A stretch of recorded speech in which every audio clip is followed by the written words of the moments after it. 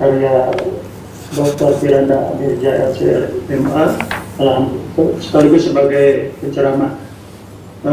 Topik kita kali ini memasuki topik yang mungkin udah memasuki bab kedua, yaitu mengenai berbakti dan menyambung.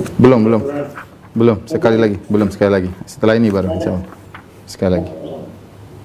Ya, mungkin topik mengenai ada berpakaian. Iya, ada berpakaian benar.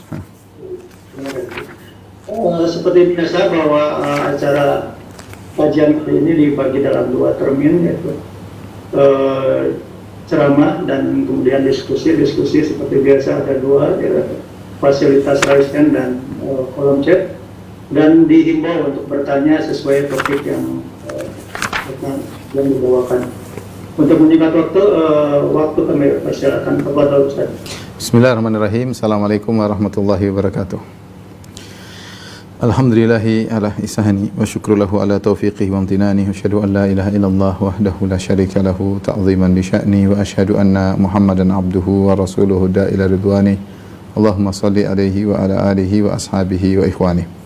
Para dokter yang dirahmati oleh Subhanahu wa taala, kita melanjutkan bahasan kita dari Syarah Kitabul Jami' dan kita masuk pada pertemuan terakhir berkaitan dengan bab pertama, bab al-adab. Insyaallah pertemuan berikutnya kita akan masuk pada bab berbakti kepada orang tua dan menyambung silaturahmi. Pada pertemuan yang terakhir ini dari bab pertama adalah tentang masih dalam adab, yaitu adab berpakaian, ya. Kali ini kita akan bahas tentang hukum isbal. Isbal adalah menjulurkan celana atau sarung bagi lelaki sampai di bawah mata kaki. Bagaimana hukumnya? Kata Al-Hafidz Ibnu Hajar rahimahullahu taala dari Ibnu Umar radhiyallahu taala anhuma, beliau berkata, Rasulullah SAW bersabda, la yanzurullahu ila man jarra thawbahu khuyala. Allah tidak akan memandang orang yang menjulurkan pakaiannya karena sombong. Ikhwan dan akhwat yang dirahmati Allah Subhanahu wa taala, bapak-bapak dan ibu yang dirahmati Allah Subhanahu wa taala, di antara adab yang diajarkan dalam Islam adalah adab berpakaian, ya. Baik wanita maupun lelaki. Kita bahas kali ini tentang adab berpakaian bagi lelaki, ya. Di antaranya lelaki ada jenis-jenis pakaian yang dilarang, ya. Jenis-jenis pakaian yang dilarang. Ada banyak tentunya, tapi di antaranya misalnya pakaian syuhrah, sudah kita singgung pada pertemuan lalu. Pakaian syuhrah yaitu yang menimbulkan popularitas, ya, karena saking indahnya atau saking jeleknya, ya. Kemudian juga pakaian yang menimbulkan kesombongan,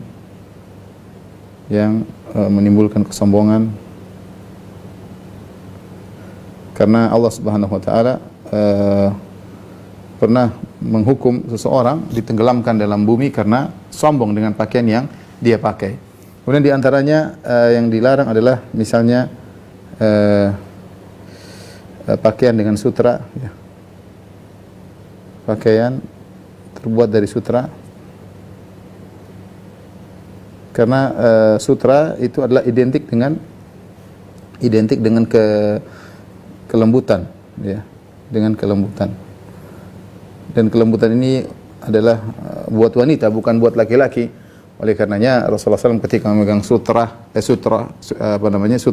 sutra dan emas, kata Nabi SAW, hadani haramun ala dzukuri ummati wa halalun li inasiha. Bahwasanya 2 perkara ini, sutra dan emas, adalah haram bagi lelaki dan itu boleh bagi para wanita, karena para wanita memang untuk berhias. Mereka berhias dan mereka suka dengan perhiasan kodratnya. Seperti lelaki tidak perlu ngapain pakai baju sutra. Ini contoh dilarang. Contoh lagi misalnya yang dilarang adalah pakaian yang mirip dengan pakaian wanita, tasyabbuh dengan pakaian wanita. Ini juga diharamkan, ya. Diharamkan, tidak boleh. Rasulullah melaknat al-mutasyabbihin minar rijal bin nisa.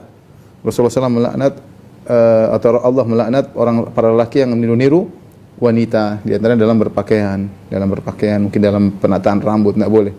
Di antaranya pakaian yang tasyabbuh dengan orang kafir, yang tasyabbuh dengan orang-orang kafir. Ya, man tasyabbaha biqaumin fahuwa minhum. Barang siapa yang meniru suatu kaum, maka dia adalah bagian daripada kaum tersebut. Di antara yang kita bahas adalah pakaian yang isbal, ya. Pakaian yang isbal. Isbal, yaitu menjulur melewati mata kaki. Menjulur ke bawah melewati mata kaki. Itu namanya isbal. Nah, datang hadis-hadis tentang haramnya isbal. Seperti dalam hadis yang sedang kita bahas inilah, yang dzurullah ila man jarra thawbahu khuyala. Allah tidak melihat seorang yang menjulurkan bajunya, thawbnya, bajunya karena sombong, ya. Demikian juga dalam hadis yang lain Rasulullah SAW bersabda, salasatun la yukallimuhumullahu yaumal qiyamah. 3 golongan yang Allah tidak akan melihat pada hari kiamat. Dan ini suatu perkara yang mengerikan. Kita di hari kiamat lagi butuh-butuhnya dengan rahmat Allah. Hari yang sangat dahsyat, lagi butuh-butuhnya dengan dengan rahmat Allah Subhanahu wa taala. Nah, ternyata Allah tidak mau melihat kita dengan pandangan rahmat. Dan tidak mau berbicara dengan kita. Salah satu la yukallimuhumullah yaumal qiyamah. 3 golongan yang Allah tidak ajak bicara mereka. Wala yanzuru ilaihim. Dan Allah tidak melihat mereka dengan pandangan rahmat. Wala yuzakkihim. Dan Allah tidak mensucikan mereka. Walahum adzabun alim, dan bagi mereka azab yang pedih. Faqara'ah Rasulullah sallallahu alaihi wasallam salasa mirar. Sampai Rasulullah SAW baca 3 kali. Qala Abu Dzar khabu wa khasiru, sungguh merugi mereka ini. Manhum ya Rasulullah, siapa mereka ini yang tidak diajak, Allah tidak bicara dengan mereka pada hari kiamat, Allah tidak memandang mereka pada hari kiamat, Allah tidak mensucikan mereka, bagi mereka adab yang pedih. Rasulullah SAW bersabda di antaranya al-musbil orang yang isbal, wal mannan yang mungkit-ungkit, yang kedua mungkit-ungkit kebaikan, yang ketiga wal munafiq silatahu bil halfil kadzib, orang yang melariskan dagangannya dengan sumpah palsu, ya. Di antara yang dapat hukuman, ya, adalah orang yang isbal. Tidak diajak bicara dan tidak dilihat oleh Allah dengan pandangan rahmat, baginya azab yang pedih. Demikian juga Ani Ibnu Umar radhiyallahu ta'ala anhuma, di antara dalil yang menunjukkan bahayanya isbal, dari Rasulullah SAW, dia bersabda, baina rajulun yajurru izarahu, tatkala ada seorang berjalan sambil menjulurkan sarungnya sampai dia geret-geret, idh khusifa bihi, tiba-tiba dia dibenamkan dalam bumi, fa huwa yatajaljalu fil ardi ila yaumil qiyamah, maka dia terus bergoncang dalam bumi sampai hari kiamat kelak. Ini semua ancaman-ancaman yang pedih, ya. Bagaimana hukum isbal? Hukum isbal, ya.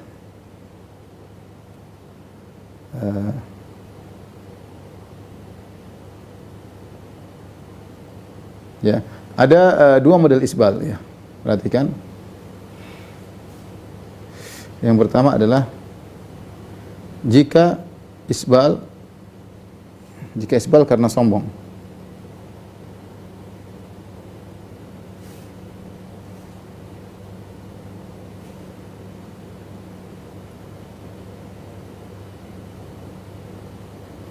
Maka ijma ulama sepakat hukumnya haram. Sepakat hukumnya haram dan dosa besar. Haram dan dosa besar. Tadi hukuman-hukuman yang tadi kita sebutkan tidak dilihat oleh Allah pada hari kiamat kelak. Kemudian tidak diajak berbicara, baginya azab yang pedih.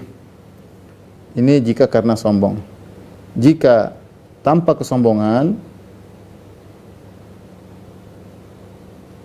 dia isbal, sarungnya di bawah mata kaki,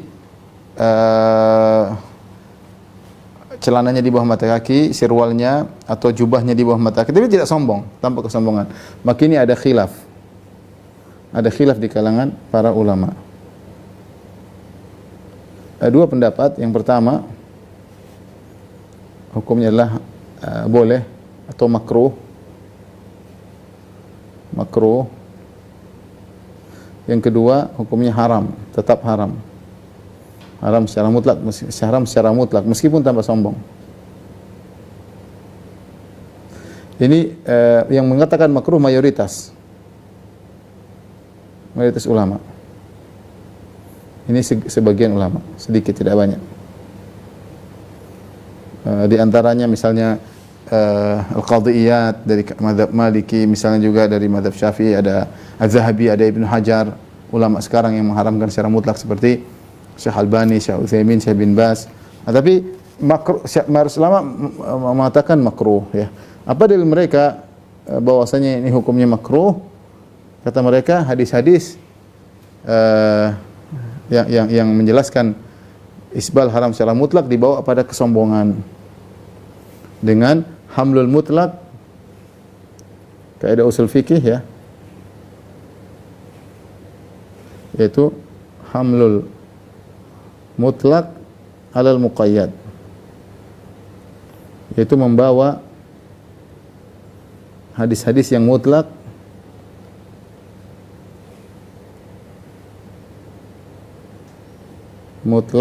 pada yang terikat, kepada yang muqayyad.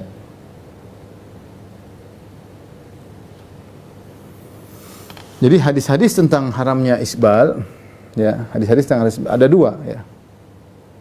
Perhatikan. Hadis-hadis tentang haramnya isbal ada dua model,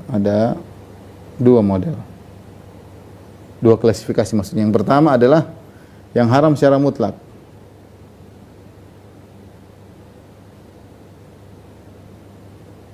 Yang kedua adalah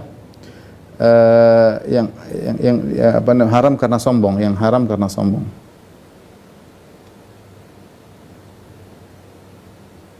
Yang mutlak contohnya seperti sabda Nabi sallallahu alaihi wasallam, "Ma asfala minal ka'bain fa finnar." Contoh Nabi sallallahu alaihi wasallam bersabda, "Ma asfala minal ka'bain fa finnar." Contoh ini mutlak. Apa yang di bawah mata kaki, di bawah mata kaki maka di neraka. Di sini tidak disebut sombong atau tidak, mutlak pokoknya, ya. Seperti hadis tadi, orang yang tidak dilihat oleh Allah pada hari kiamat begini-begini, al-musbil, mutlak, yaitu yang musbil, mutlak. Contoh hadis yang haram karena sombong, misalnya tadi hadis yang sedang kita bahas, man jarra thawbahu khuyala lam yanzurillahu ilaihi yaumal qiyamah. La yanzurullah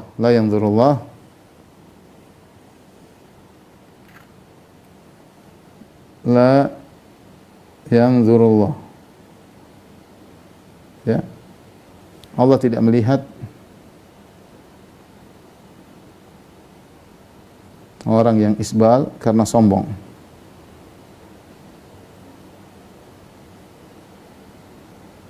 Nah, perhatikan jumhur ulama di antaranya mazhab Syafi'i, Imam Syafi'i, Imam Nawawi rahimahullahu taala, mereka ini umum, hadis ini umum.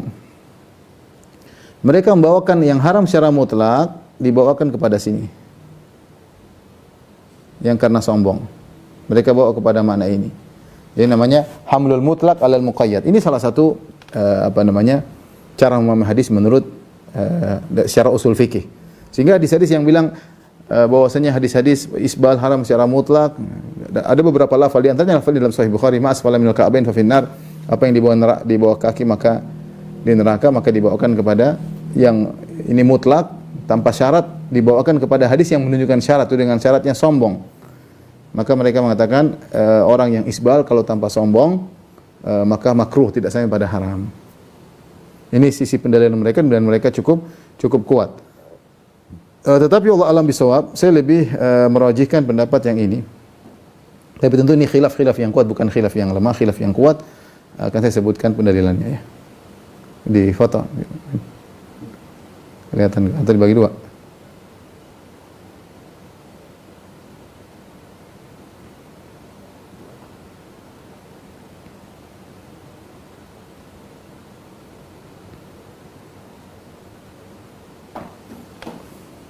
Baik, kita lanjutkan.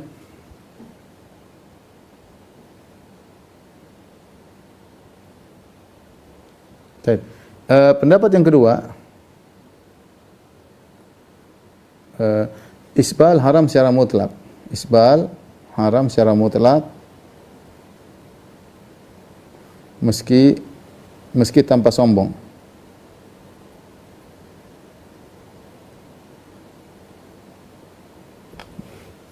Ini tadi pendapat sebagian ulama seperti Zahabi, Ibnu Hajar rahimahullahu taala, kemudian Al-Qadhi Iyad dari mazhab Maliki, kemudian di antaranya adalah ulama sekarang Syekh Albani, Syekh bin Baz, Syekh Utsaimin rahimahullahu taala. Mereka mengatakan tidak bisa yang mutlak dibawa kepada yang muqayyad.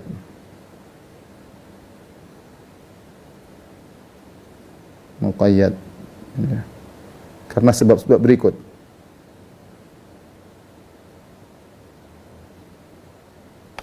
Nah, yang pertama kata mereka, ada hadis yang mengatakan bahwasanya isbal itu sendiri kesombongan.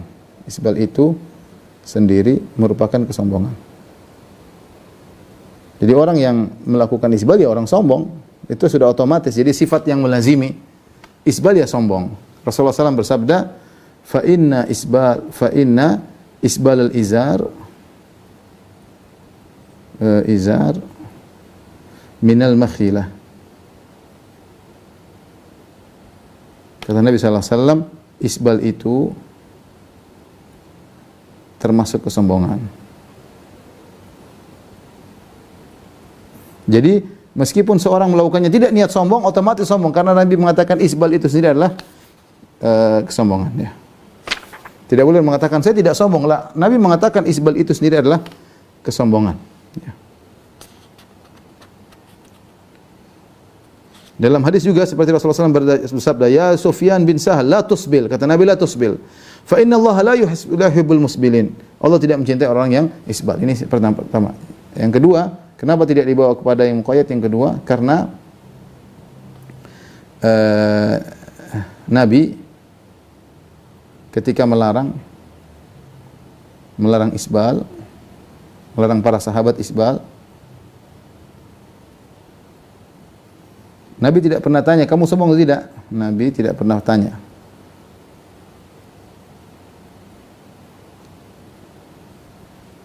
Kamu sombong atau tidak?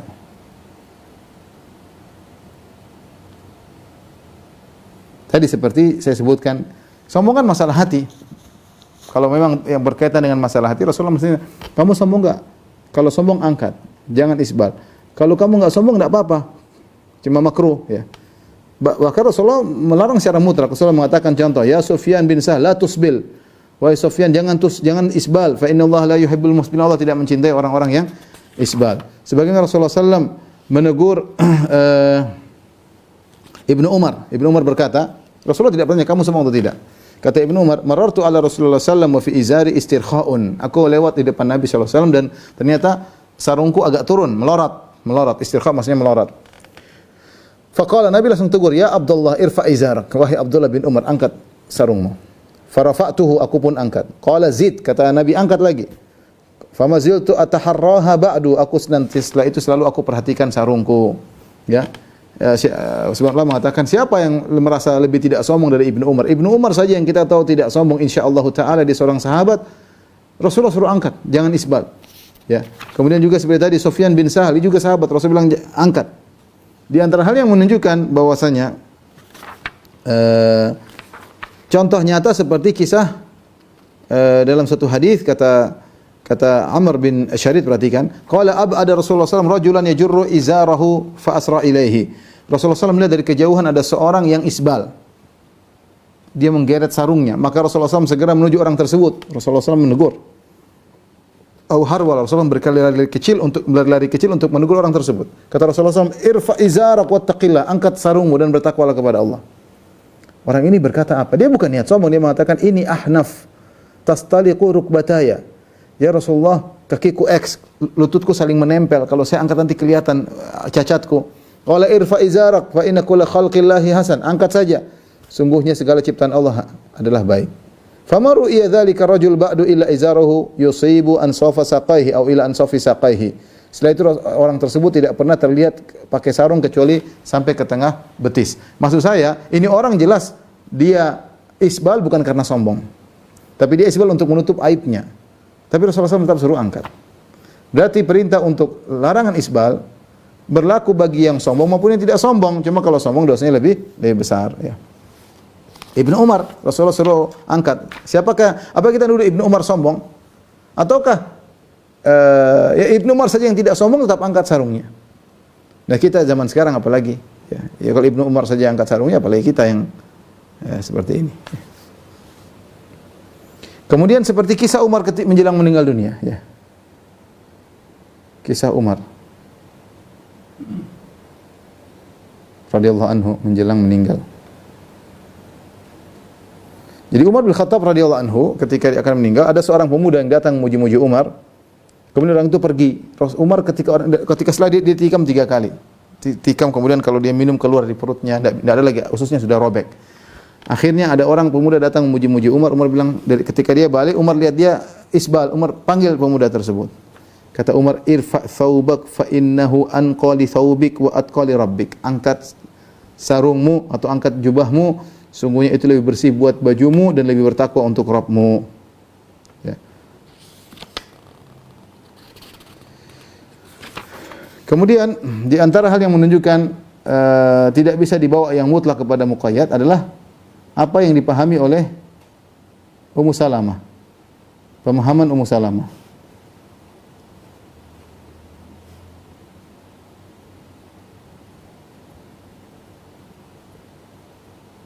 Jadi ketika Nabi SAW mengatakan siapa yang di bawah mata kaki maka di neraka, Ummu Salamah mengatakan, ya Rasulullah, bagaimana dengan kita perempuan?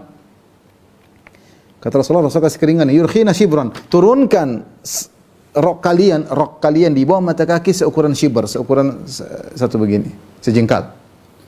Ummu Salamah mengatakan, istri Nabi SAW, idzan tanqashifu aqdamuhunna. Kalau diturunkan di bawah mata kaki cuma sejengkal, akan kelihatan tersingkap kaki mereka. Kata Rasulullah SAW, fayurkhinahu dhira'an wa la yazidna alaihi. Kalau gitu ulurkan di bawah mata kaki sepanjang 1 hasta dan jangan tambah lagi. Maksudnya Ummu Salamah memahami hadis-hadis larangan isbal secara umum. Dia tidak membedakan sombong dan tidak sombong. Padahal jelas wanita melakukan isbal bukan karena sombong, tetapi dia tetap memahami larangan mencakup wanita yang isbal. Saya perhatikan sih, Muhammad Ummu Salamah memahami Ummu Salamah bahwa larangan isbal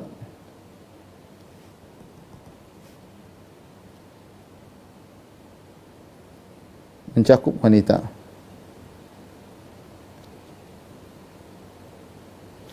Hanya saja wanita dikasih keringanan, padahal wanita isbal bukan untuk sombong.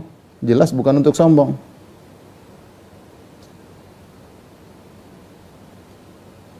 Tapi untuk menutup aurat. Akhirnya Rasulullah kasih keringanan, boleh isbal bagi wanita, ya. Kemudian yang lebih penting lagi yang terakhir, kenapa tidak bisa digabungkan? Ternyata ada hadis, ini yang kelima. Ternyata ada hadis dalam satu teks menggabungkan dua model isbal tersebut, yaitu yang sombong dan tanpa sombong, yang sombong dan tanpa sombong dan tidak sombong, dengan dua azab yang berbeda, dengan dua siksaan yang berbeda. Siksa yang berbeda. Ya, sehingga ini sulit untuk kita membawa yang mutlak kepada muqayyad. Hadis tersebut An Abi Sa'id Al-Khudri radhiyallahu anhu qala Rasulullah sallallahu alaihi wasallam izarul muslim ila nisfis saq la haraja aw la junaha fima bainahu wa bainal ka'bain. Sarungnya kaum muslimin, seorang muslim hendaknya sampai tengah betis dan tidak mengapa turun di bawah dari tengah betis, yang penting di atas mata kaki. Fama kana asfala minal ka'bain fa huwa finnar. Kata Nabi, pakaian apa saja di bawah mata kaki maka di neraka jahanam.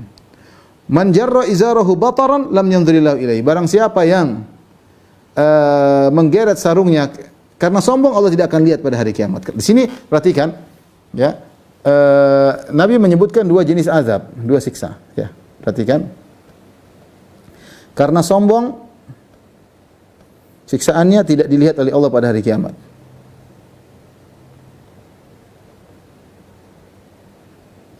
Dan azab yang pedih. Jika tidak sombong, siksaannya apa? yang di bawah mata kaki di neraka.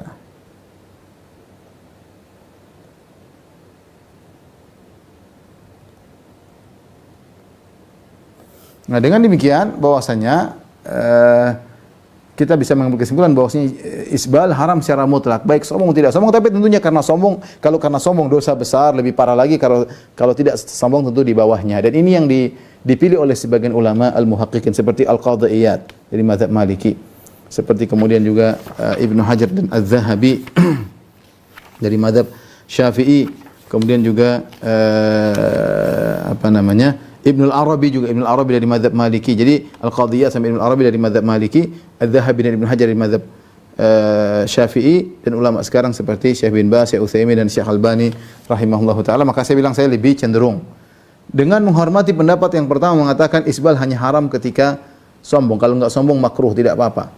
Tapi saya lebih cenderung pada pendapat ini. Saya katakan bahwasanya lebih afdal kita mengikuti sunnah, itu sunnah.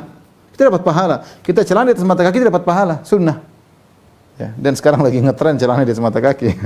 Saya beberapa tahun lalu pas lagi ke Sydney saya lihat anak muda. Terus lama kemudian saya lihat di Indonesia juga lagi ngetren. Tapi intinya bahwasanya lebih hati-hati seorang mengangkat sarungnya atau celana di atas mata kaki, dapat pahala dan tidak terancam dengan ancaman. Adapun kalau di bawah, ya kita khawatir. Sebagian orang ketika mengatakan yang diharamkan cuma yang karena sombong, mereka berdalil dengan kisah Abu Bakar radhiyallahu anhu.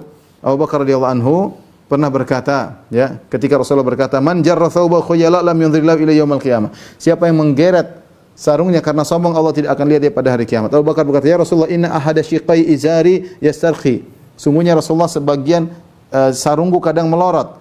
Illa anta ahada dzalika minhu, kecuali saya selalu perhatikan. Kalau Nabi SAW, lasta mimman yasna'u khuyala, kau tidak termasuk dari mereka. Kata mereka yang dalil bahwasanya jika dilakukan tanpa sombong tidak jadi masalah. Namun dibantah oleh para ulama bahwasanya Abu Bakar radhiyallahu anhu sudah divonis oleh Nabi bukan karena sombong. Kalau kita enggak ngerti. Hati kita ini penuh dengan berkecamuk dengan berbagai macam penyakit. Adapun Abu Bakar kata Nabi, kau tidak termasuk dari orang sombong. Yang kedua, Abu Bakar ketika sarungnya melorot pun karena tidak sengaja, makanya dia berkata inna izari yastarhi ahyanan, kadang-kadang. Bukan setelah Nabi mengatakan kamu tidak sombong kemudian dia isbal melulu, enggak. Ya, jadi dia tidak sengaja untuk isbal karena terkadang jatuh sendiri. Dan Nabi SAW sendiri pernah isbal. Bahkan Rasulullah menggeret sarungnya ketika gerhana matahari. Kata Abu Bakar, khasafatis syamsu wa nahnu inda Nabi. Ketika itu matahari gerhana dan kami sedang di sisi Nabi. Faqama yajurru thawbahu musta'jilan hatta atal masjid. Maka Rasulullah segera bangun terburu-buru sampai sarungnya menggeret tanah sampai Rasulullah SAW tiba di masjid. Jadi maksud saya hadis tentang Abu Hurairah ini tidak bisa dijadikan dalil. Abu Bakar radhiyallahu anhu tidak bisa dijadikan dalil karena Abu Bakar tidak isbal, dia tidak sengaja. Dan Rasulullah sudah kasih mentazkiyah kamu tidak sombong. Adapun kita, siapa yang tahu kita sombong tidak sombong? Tapi ini tadi saya katakan ini adalah masalah khilafiyah. Di antara faedah daripada tidak isbal kata para ulama, di antaranya pertama lebih bersih baju. Yang tadi kata Umar, fa innahu anqali thawbik, lebih bersih. Celana di mata kaki lebih bersih, tidak kena kotoran, tidak kena pecek, lebih bersih. Meskipun orang ngejek kebanjiran, ejekan mereka nanti urusan Allah. Kita jalankan sunnah. Ya, orang mengejek ini dapat pahala. Kita dapat pahala terus karena kita di mata kaki, jalankan sunnah, pakai baju jalan sesuai dengan sunnah. Jadi lebih bersih. Yang kedua, atqali rabbik, lebih bertakwa tadi, lebih dapat pahala. Kamu tidak isbal dapat pahala. Ngapain kita ikuti perkataan orang, kita cari pahala? Angkat di atas mata kaki. Yang ketiga, tidak bertasyabuh dengan orang-orang yang sombong. Karena Nabi tadi mengatakan orang yang jalannya isbal itu orang yang sombong, kita tidak bertasyabuh dengan mereka. Baik, masih ada 2 hadis lagi. Hadis berikutnya di Fatawin.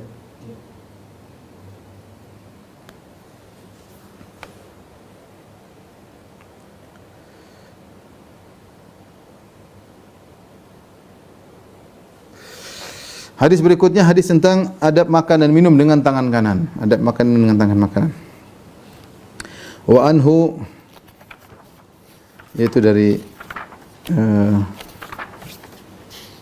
Ibnu Umar, anna Rasulullah sallam qala, bahwasanya Rasulullah sallam bersabda, "Idza akala ahadukum falyakul biyaminihi." Jika salah seorang dari kalian makan, maka makanlah dengan tangan kanannya. Wa idza syariba falyashrab bi yaminihi. Jika dia minum, hendaknya dia minum dengan tangan kanannya. Kemudian Rasulullah SAW menyebutkan taklil sebabnya kenapa. Fa inna syaitana ya'kulu bi shimalihi. Karena syaitan makan dengan tangan kiri, wa yashrabu bi shimalihi. Nah, syaitan minum dengan tangan kiri. Hadis sahih riwayat Imam Muslim. Saya ulangi, Rasulullah SAW berkata, "Idza akala ahadukum falyakul bi yaminihi." Jika seorang dari kalian sedang makan, maka makan dengan tangan kanannya. Wa idza syariba falyashrab bi yaminihi. Kalau minum juga dengan tangan kanan. Fa inna syaitana ya'kulu bi shimalihi wa yashrabu bi shimalihi. Syaitan makan dengan tangan kiri. Ada yang bertanya, "Ustaz, kenapa syaitan begitu?" Ya itu hobinya begitu. Hobinya begitu, mau diapain? Sama dengan kecoa, kenapa suka di kamar mandi? Hobinya begitu. Sama tikus kok suka got-got, ya hobinya begitu. Allah menciptakan setan seperti itu, hobinya makan dengan tangan kiri, minum dengan tangan kiri. Kita diperintahkan untuk menyelisihi. Oleh karenanya, meskipun sebenarnya mengatakan makan dengan tangan kanan itu tidak sampai, makan dengan tangan kanan tidak sampai wajib, hanya sekedar adab. Tapi kita bilang yang lebih kuat bahwasanya makan dengan tangan kanan adalah wajib, bukan sekedar adab, bukan sekedar sunnah, tapi hukumnya wajib. Makanya Rasulullah SAW datangkan dengan perintah, fal ya'kul biyamini, hendaknya dia makan dengan tangan kanan, wal yashrab biyamin, hendaknya dia minum dengan tangan kanan. Makanya Rasulullah SAW berkata kepada sang remaja, "Ya gulam, ya, samillah wa kul fima yalik, ya. Wa kul biyaminik wa kul fima yalik." Ya. Kata Nabi SAW, wahai sang remaja, samillah, sebelum makan nyebut nama Allah. Wa kul biyaminik, makanlah dengan tangan kanan. Perintah. Ya. Jadi Allah alam bisawab bahwasanya hukum makan dengan tangan kanan, tangan kiri, hukumnya adalah wajib. Taib. Jadi kita lanjut ya. Sekarang hukum makan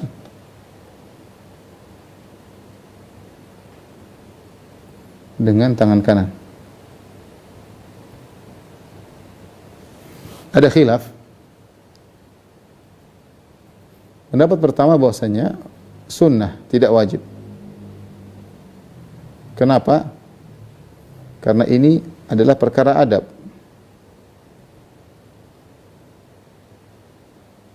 Perkara adab dan perkara adab hanya sekedar anjuran, hanya sekedar anjuran. Ini pendapat banyak para ulama. Pendapat yang kedua, wajib makan dengan tangan kanan. Karena dalil-dalil. Kenapa wajib? Pertama, karena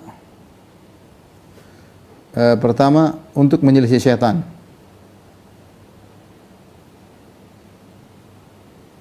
Dan Allah Subhanahu wa taala berkata, "Ya ayyuhalladzina amanu la tattabi'u khutuwati syaitan." Wahai orang beriman, jangan kalian mengikuti langkah-langkah syaitan.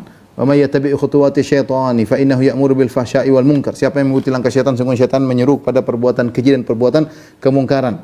Ya, karena hukumnya wajib, kita harus menyelisih syaitan, dan menyelisih syaitan hukumnya wajib. Untuk menyelisih syaitan. Yang kedua, kenapa dikatakan wajib? Karena Nabi perintah. Nabi perintah makan dengan tangan kanan. Dan asal perintah adalah wajib untuk makan dengan tangan kanan.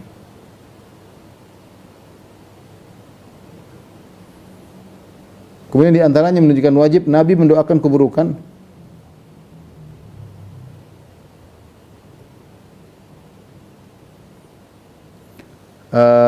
Nabi mendoakan keburukan bagi orang yang makan dengan tangan kiri. Kalau hanya sunnah, Rasulullah sebenarnya tidak mendoakan keburukan. Saya bacakan hadisnya. Ana rajulan akala inda Rasulillah sallallahu alaihi wasallam. Ada seorang makan di sisi Rasulullah sallallahu alaihi wasallam. Bishimali, makan dengan tangan kiri. Faqala kul yaminik. Nabi tegur, makanlah dengan tangan kananmu. Qala la astati, kata dia, saya enggak bisa makan dengan tangan kanan. Kata Nabi, lastata'ta, kau tidak bakalan mampu makan dengan tangan kanan. Ma manahu ilal kibr, tidak ada yang menghalangi dia untuk bisa makan dengan tangan kanan. Dia bilang, saya tidak bisa, karena manusia tangan kiri. Kata Nabi, kau bisa dengan tangan kanan? Dia bilang, tidak bisa. Maka tidak ada yang menghalangi dia untuk makan dengan tangan kanan kecuali karena kesombongan. Sang perawi berkata, fama rafa'ila fihi. Setelah itu dia mencoba makan tangan kanan, enggak bisa. Jadi makan dengan tangan kiri, berarti Nabi mendoakan keburukan bagi dia. Ini menunjukkan bahwasanya makan dengan tangan kanan hukumnya wajib, bukan sekedar sunnah, bukan sekedar sunnah. Ini juga hadis menunjukkan bahwasanya setan makan dan minum. Setan juga makan juga minum, bukan cuma antum saja yang makan dan minum. Setan juga makan dan minum. Oleh karenanya Rasulullah SAW menyebutkan dampak dari setan yang makan dan minum. Contohnya setan kencing, contohnya setan kentut. Ini adalah efek samping dari makan dan minum syaitan. Kata Nabi SAW, ma zala na'iman hatta asbah. Orang tersebut ketiduran sampai pagi hari, ma qama ila salat, dia tidak bangun untuk salat subuh. Faqala bala syaitanu fi udhunih, syaitan kencing di telinganya. Kita kalau kita tiduran itu berarti syaitan kencing di telinga kita. Kita enggak rasa. Dia kencing sehingga azan enggak terdengar. Gaib, tidak ada air yang mengalir di sini. Tapi dia kencing. Berarti menunjukkan ada efek dari makan dan minum, menunjukkan dia makan dan minum. Contohnya dalam hadis juga idza nudiya adbara syaitan wa lahu dhurat. Kalau dikumandangkan azan, maka syaitan kabur dan dia sambil terkentut-kentut. Kentut juga adalah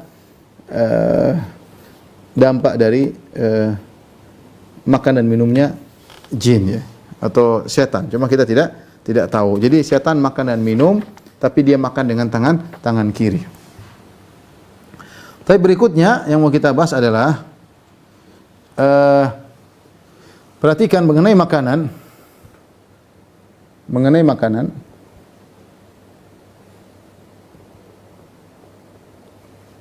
Terkait makanan, terkait adab makan. Ada sisi duniawinya,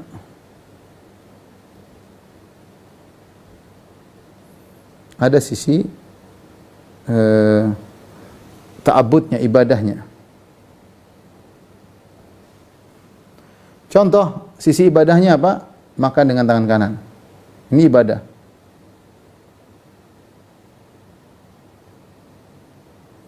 Contohnya lagi mengucapkan bismillah sebelum makan.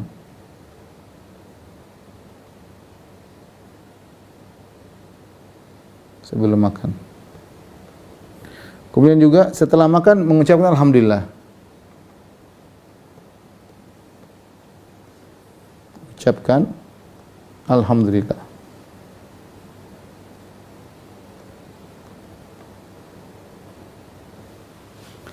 Ini sisi ibadah dari makan. Cari beribadah, kita ingin ibadah makan ya makan dengan tangan kanan. Makan mengucapkan bismillah, setelah makan mengucapkan alhamdulillah, kemudian diantaranya makan dengan berjamaah. Ini contoh. Tadi disebut juga makan bersih, tidak ada sisa. Jangan kekenyangan. Ini contoh adab-adab makan sisi ibadahnya. Adapun adab makan sisi duniawinya banyak jenis makanannya. Bebas ya, mau makan kambing, makan sapi, makan jeroan, makan apa, yang penting halal. Jenis makanan ini terserah. Tidak harus ada di zaman Nabi. Beras, Nabi tidak pernah makan beras. Waktu itu makan beras tiap hari menyelisih sunnah. Tidak. Ini perkara duniawi, bebas. Makan beras, makan hamburger, makan fried chicken, makan apa saja, nggak ada masalah. Ini jenis makanannya perkara duniawi. Kemudian jenis sendoknya. Yang penting bukan emas. Yang penting bukan emas dan perak.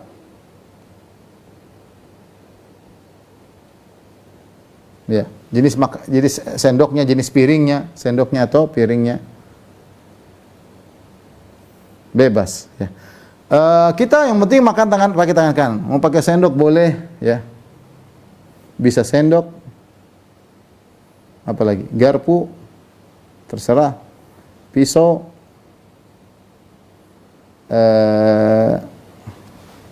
sumpit ya, sumpit. Jangan pegang sumpit dengan tangan kiri, saya pakai tangan kanan untuk ngambil.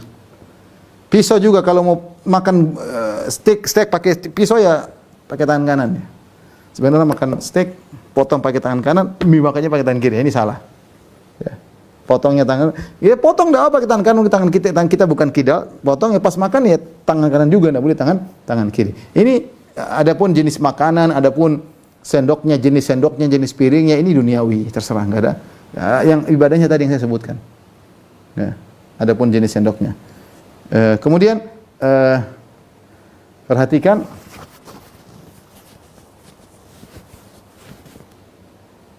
jika minum menggunakan tangan, seorang terkadang tangannya kotor, tangan kanannya kotor, dia minum tangan kiri. Ini sering saya lihat. Dia makan dengan tangan kanan, terus kemudian dia minum, dia tuangin ke gelas, dia minum tangan kiri. Kenapa? Karena dia tidak mau gelasnya kotor karena dipegang dengan tangan yang kotor. Kita bilang nggak boleh demikian, namanya kau minum dengan tangan kiri. Caranya gimana? Cuci tanganmu baru minum. Kalau enggak tangan kotor, mau minum ke gelas tidak ada masalah. Toh gelas ini juga nanti dicuci. Tidak ada masalah. Atau kamu angkat dengan tangan kiri, kau taruh di tangan kanan baru kau minum begini, tidak apa. Yang penting jangan minum tangan kiri. Taruh gelas baru minum dengan tetap tangan kanan. Jangan minum tangan kiri, meskipun tangan kotor. Karena sebagian orang karena cari alasan dia, atau karena dia merasa kotor, dia bukan cari alasan, tapi karena merasa kotor dia minum tangan kiri. Demikian juga ketika kita minum dengan tangan kiri misalnya, jangan kita pegang gelas begini. Ini namanya kita minum tangan kiri. Kita pegang begini, tetap tangan kanan, tetap tangan kanan. Ya, tetap tangan kanan. Jangan kita pegang tangan kiri. Ya, jadi kalau kita pegang begini, minum ya berarti minum tangan kiri. Ini cuma membantu. Yang penting jangan minum tangan kiri, itu kebiasaan syaitan. Gimana caranya? Jangan minum tangan kiri, itu kebiasaan syaitan. Ya. Tapi masih ada satu hadis lagi yang akan kita bahas pada kesempatan kali ini. Yang berikutnya adalah adab atau larangan makan berlebih-lebihan. An Amr bin Shu'aib an Abi an Jaddihi, yaitu Amr bin As radhiyallahu ta'ala anhuma. Qala Rasulullah sallallahu alaihi wasallam. Berkata Rasulullah sallallahu alaihi wasallam, "Kul washrab walbas." Makanlah, minumlah, walbas dan berpakaianlah. Dan berpakaianlah. Ini tolong di foto.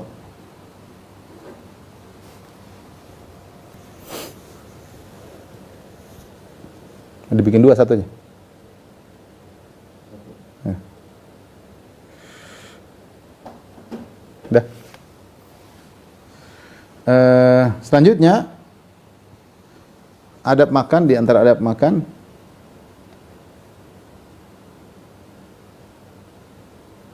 tidak boleh berlebihan.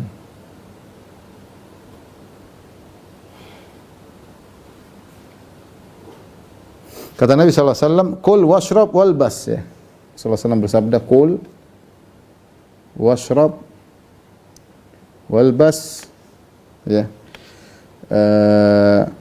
wa tasaddaq fi ghairi sarafin wala makhilah. Perhatikan, kata Nabi SAW, makanlah, minumlah,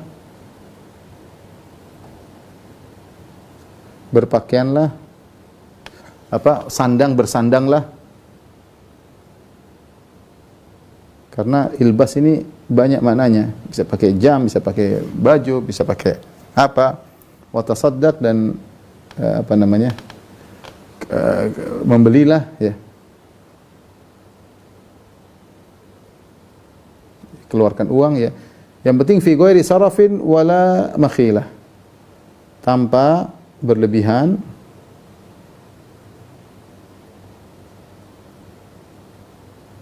tanpa sombong.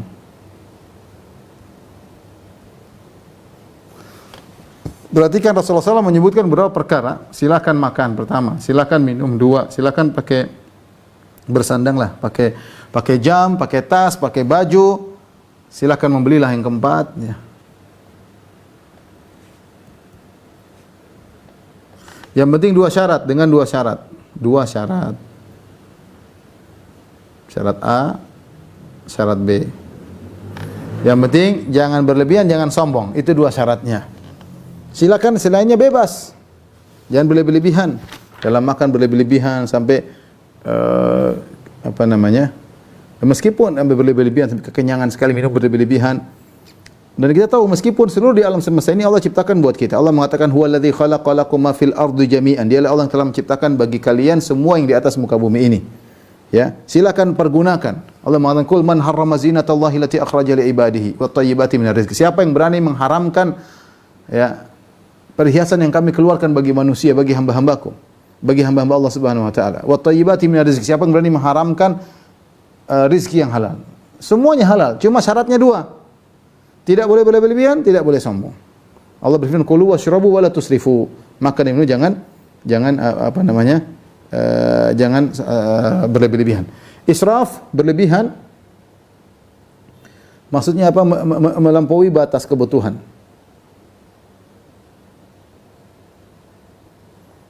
Batas kadar kebutuhan.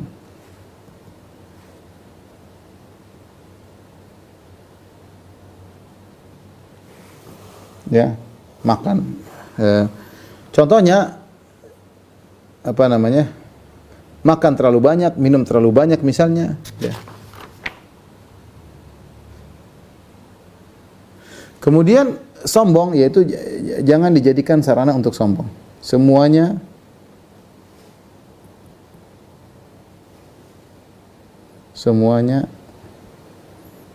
jangan dijadikan sarana sombong, sarana pamer.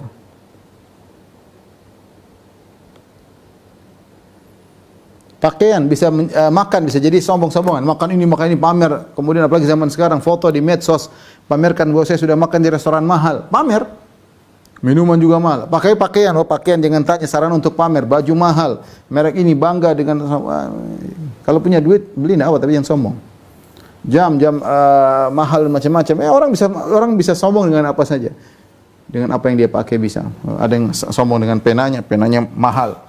Ada pakai ini enggak usah. Ada yang pamer dengan jamnya, jam saya merek ini orang tahu orang kaya. Ada yang pamer dengan penanya, pena mahal. Ya. Apalagi pamer dengan apa lagi? Masing-masing punya cara untuk pamer. Ada yang pamer dengan sepatunya, sepatu mahal. Ini bisa bikin kesombongan, Rasulullah SAW melarang untuk sombong. Kau mau makan, jangan sombong. Kau minum, jangan sombong. Pakai pakaian, jangan sombong. Keluarkan juga rezeki, jangan berlebih-lebihan.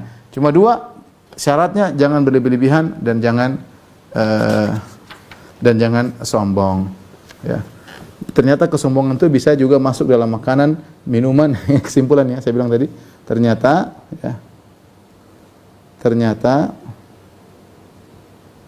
kesombongan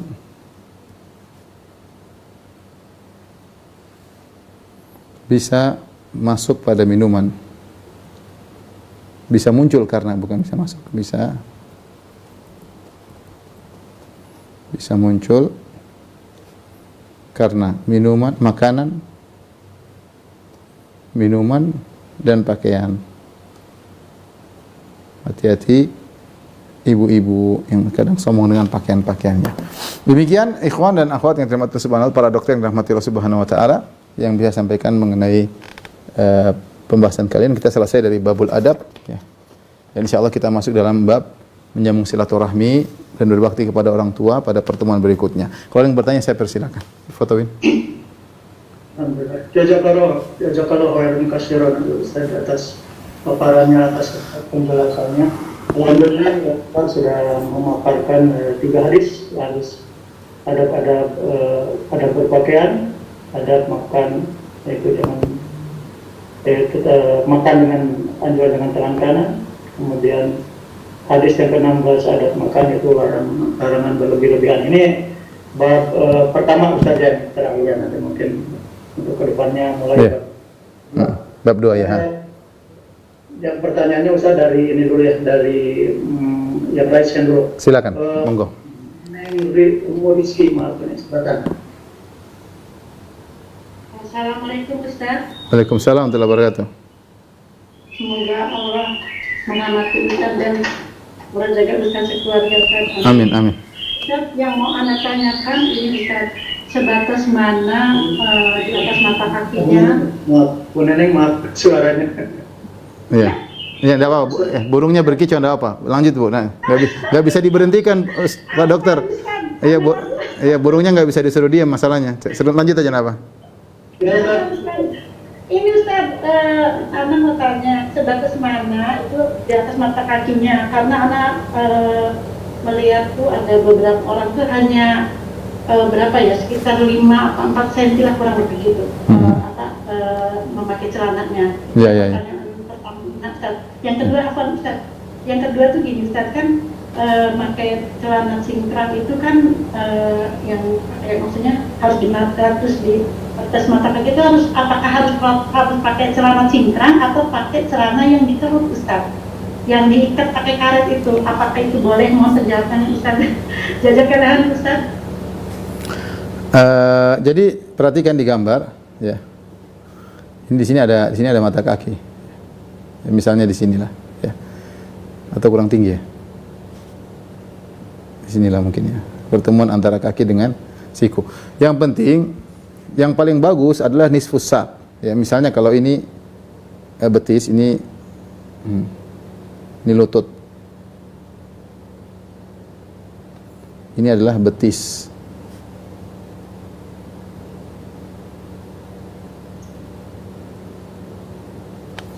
Yang terbaik adalah nisfu sak. Yang paling terbaik ini yang terbaik, afdal. Yang terbaik setengah betis. Cingkrang benar memang. Tapi ini sunnah Nabi SAW. Yang maksimal adalah yang paling kadar paling terakhir adalah yang penting tidak melewati mata kaki di sini misalnya. Yang penting ini kadar yang boleh. Batas terakhir. Ini bagi laki-laki maksudnya ya.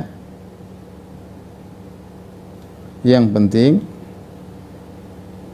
tidak menjulur di bawah mata kaki. Selama di mata kaki masih boleh. Di bawah mata kaki. Kalau di bawah mata kaki misalnya, celananya sampai sini. Misalnya di bawah mata kaki, kata Nabi, finnar, di neraka. Semakin ke bawah semakin parah, ya. Semakin parah.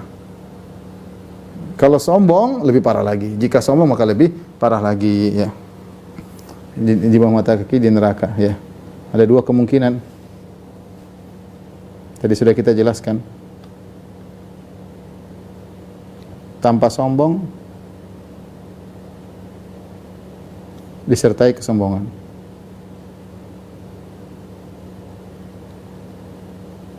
Baik, inilah kira-kira yang bisa saya jelaskan. Maaf Ustaz, boleh nyambung nggak Ustaz? Boleh. Yang Ustaz gambar itu kan yang terbaik karena di tengah betis ya Ustaz. Ya. Itu kadang-kadang kalau kita duduk Ustaz itu kan makin ke atas ya. Itu gimana? Ya duduk yang benar aja. Ya begitulah Nabi suruh ya seperti itu ya. Tidak harus seperti itu, tidak harus. Kita mungkin menjalankan sunnah orang perhatian terlalu menyolok. Bisa terserah kita turunkan sedikit nggak ada masalah. Di sini boleh, sini juga boleh, sini boleh. Semua ini batasan boleh. Yang penting tidak di bawah mata kaki. Ya kalau mungkin kita di kantor jadi pusat perhatian, yang penting tidak di bawah mata kaki masih oke. Yang penting jangan turun ke bawah. Kenapa jangan turun ke bawah? Saya ingin keluar dari khilaf meskipun saya tidak sombong. Ya karena sebagian ulama mengatakan haram secara mutlak. Jadi saya dapat pahala yang penting, ya. Yang penting saya tidak melanggar perintah Nabi. Tapi dari satu, ya silakan. Ya, ini ada satu pertanyaan, maaf nih pertanyaan yang panjang, saya simpulkan aja. Ini terkait dengan mengenai larangan tadi, ada dua larangan yang yaitu mengenai berpakaian menyerupai orang kafir dan mengenai isbal ya Ustaz. Nah ini bagaimana kalau pakaian yang menyerupai orang kafir ini dan pakaian isbal ini menjadi di tempat kerja gitu Ustaz. Jadi memang harus berpakaian seperti itu gitu. Saya tidak tahu kalau itu pakaian maksudnya menyerupai orang kafir, maksudnya itu ciri khasnya orang kafir. Saya nggak tahu kerjanya apa. Kalau ternyata bukan ciri khas orang kafir, maka sudah pakaian umum. Contoh misalnya pakai jaket. Jaket mungkin dulu orang Islam nggak ada, tapi sekarang semua orang pakai jaket. Bukan lagi ciri khas orang kafir. Plus jeans mungkin Ustaz gitu ya. Iya, jeans sekarang juga semua orang sudah pakai. Bukan ciri khas lagi orang kafir, ya. Jeans ya. Orang jeans pakaian bagus pakai jeans ya. Mungkin ada model-model tertentu yang merupakan ciri khas orang kafir ya. Jangan kalau sudah merupakan satu hal yang umum semuanya memakai selama tidak melanggar syariat, maka sudah bukan lagi ciri khas orang kafir. Yang maksud dengan tasyabbuh orang kafir memakai pakaian yang merupakan pakaian khas mereka. Mungkin gaya Yahudi, gaya pendeta Nasrani misalnya, itu nggak boleh, jangan diikuti. Misalnya Yahudi pakai songkok yang begini, itu jangan dipakai. Kalau punya songkok kecilan jangan dipakai, disangka nanti pendeta Yahudi. Rabi-rabi Yahudi kan songkoknya kecil di sini, di ujung sini. Ya, kita jangan pakai seperti itu. Ya seperti ciri khas biarawati. Saya lihat biarawati Nasrani kan, celana soroknya di atas mata kaki, tengah betis. Kalau dulu perawat juga kayak gitu Ustaz. Oh iya kayak gitu. Oh iya, pokoknya jangan niru ciri khas baju mereka, jangan tiru. Adapun kalau sudah bukan ciri khas, semuanya yang baik nggak ada masalah. Allah alam bisa. Dari yang raise hand, silakan ini Henrico Lontaran, silakan.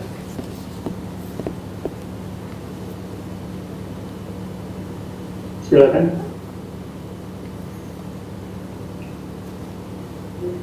Silakan. Lalu Halo, silakan. untuk orang-orang yang mengetahui dalilnya tentang berlebihan makan, lalu kemudian dia tanpa sengaja gitu loh berlebihan makan sampai kemudian kekenyangan, apakah dia termasuk orang-orang yang menyelisihi sunnah atau bagaimana Ustaz? Kebiasaan para sahabat mereka tidak sampai kekenyangan. Kekenyangan sesekali ada dalam hadis. Hatta taruqut ta'am, mereka makan sampai mereka mereka sampai enggak kuat lagi makan. Dalam hadis lagi misalnya Rasulullah suruh Abu Hurairah minum, isyrab minum. Rasulullah Abu Hurairah minum susu sampai kata Abu Hurairah, la ajidu lahu maslakan. Aku tidak menemukan lagi jalur di perutku untuk minum, sudah full. Tapi ini sesekali, bukan kebiasaan para sahabat ya. Karena semua yang berlebihan sampai makan berlebihan sampai akhirnya menimbulkan keburukan, baik jasad juga tidak baik, kemudian jadi malas dan macam-macamnya. Jadi kalau sesekali boleh-boleh saja, sampai seperti Abu Hurairah tadi, dia pernah makan minum sampai dia mengatakan la ajidu lahu maslakan. Aku tidak menemui lagi ada jalur untuk saya minum susu. Artinya sesekali tidak jadi masalah, bukan terus-terusan. Wallahu a'lam bishawab. Pertanyaan dari Raisan lagi, Ustaz, Ya. silakan. Waktu Munisa.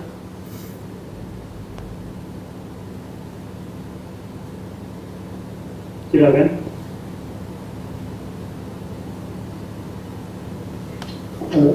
Halo, saudara Sam.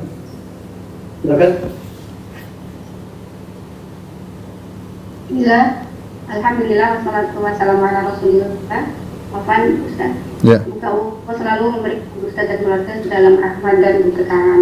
Mohon izin bertanya, tadi untuk laki-laki yang tidak isbal, tujuannya juga agar tidak kotor pakaiannya dan terjaga kebersihannya. Lalu bagaimana dengan wanita yang memanjangkan atau menjulurkan kakinya, jadi sehingga seret tanah atau ya cenderung kotor begitu. Ya. Lalu kemudian itu dipakai untuk beribadah atau sholat dan sebagainya. Iya. Tujuan lain untuk lekuk kakinya itu bagaimana Ustaz? Jadi ada maslahat, ada mudarat ya. Maksudnya mudaratnya mungkin rok jadi kotor, itu sudah otomatis. Tetapi ada maslahat yang besar yang kalau ditinggalkan lebih mudarat lagi. Kalau diangkat mata kaki kan kelihatan kaki, dan kaki itu aurat wanita ya. Aurat wanita ya.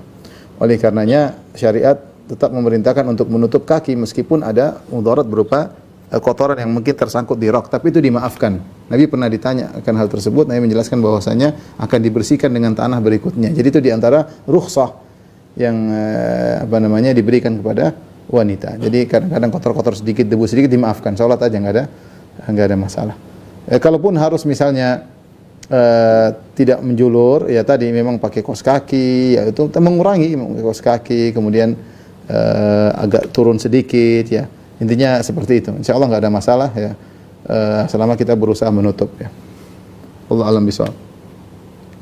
Masih bisa satu lagi, Ustaz? Ya boleh satu lagi. Silakan, Kelvin Adrian. Saya. Assalamualaikum Ustaz. Oh iya. Izin tanya Ustaz. Ini udah lama banget sih. Tentang itu Ustaz, yang qul wasraf wal basodaq bi ghairi sarafin wala maghfilatin. Nah, apakah nggak boleh kita bersedekah yang banyak itu Ustaz? Ini gimana ya Ustaz? Enggak apa-apa, maksudnya tasaddaq sini dia maksudnya belanja jangan berlebih-lebihan. Sedekah juga dalam Al-Qur'an Allah mengatakan walladzina idza anfaqu lam yusrifu wa lam yaqturu wa kana baina dzalika qawama. Di antara ciri-ciri ibadur rahman itu orang-orang ketika dia berinfak, yaitu dia mengeluarkan uang, dia belanja, dia beli dan macam-macam, atau dia bersedekah, lam yusrifu, tidak berlebih-lebihan, wa lam yaqturu, dan juga tidak pelit. Maksudnya jangan sampai berlebih-lebihan sehingga menumbalkan kebutuhanmu yang lain. Dan jangan pelit sementara kau punya harta masih banyak. Jadi kalau orang punya uang misalnya triliuner, dia sedekah 100 miliar pun ringan bagi dia, tidak berlebih-lebihan bagi diri dia. Kalau bagi kita yang mungkin penghasilannya 1 juta misalnya, kita sedekah 700 ribu repot karena ada yang ditumbalkan, mungkin keperluan anak, keperluan istri nggak cukup, seperti itu yang dilarang.